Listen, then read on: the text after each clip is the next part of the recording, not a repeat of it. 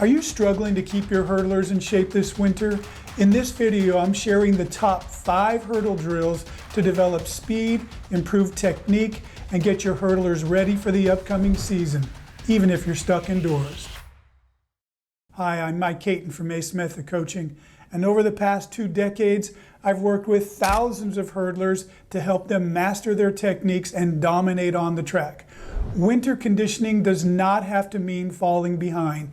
These drills are perfect for athletes and coaches who are training indoors. Oh, and stick around because at the end of this video, I'm going to share some things that can help you a lot. First up is the start to the first hurdle. I realize this isn't a drill, but it's critically important and what the athletes need to do to be successful and have good speed going into the first hurdle. Starting out at this time of year, I don't recommend going full speed and full spacing. I recommend bringing in the hurdles a little closer, at least 2 feet closer. Have the athletes run at it at about 80%. And as the weeks go on, you can increase them up to 100% as they're ready. Next up is mobility drills. Why is this important?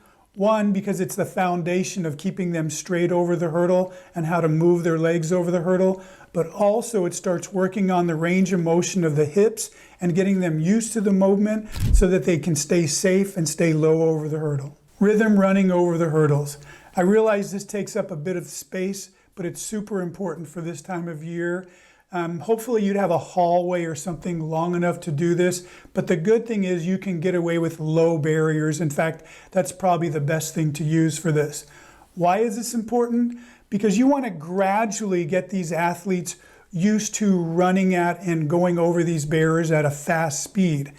From experience, I've learned that even athletes coming from other sports, say basketball, who you would think would be in shape for ready for this, really aren't. It's very different. Nothing is like hurdling. So you want to be able to go at a space that starts at about 80%, and as the days and weeks go on, you're gradually spreading them out till eventually they're running full speed over these hurdles without slowing down.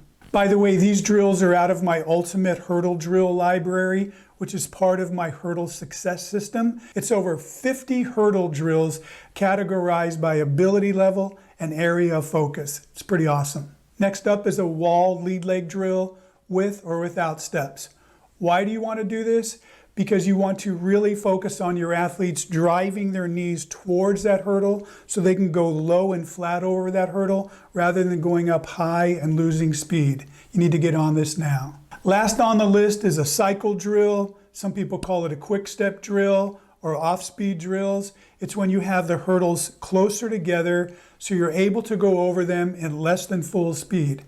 As the name indicates, it's a good time to work on quick steps, but it's also a great time to work on whatever technical thing that hurdler needs to work on, whether it's an issue with their arms or trail leg or lead leg, whatever. Whenever they're going less than full speed is the time they can really focus on this.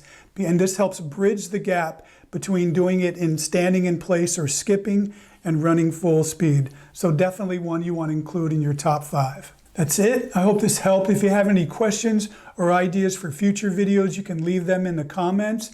Also, I mentioned something that I have for you. I have what's called a hurdle technique and drill guide. It shows you how to analyze your technique and when you find things that are wrong, what drills go along with it. And also, as I mentioned, I have something called the Hurdle Success System. You can find a link for both of those in the description below. Until next time, Coach Ace out.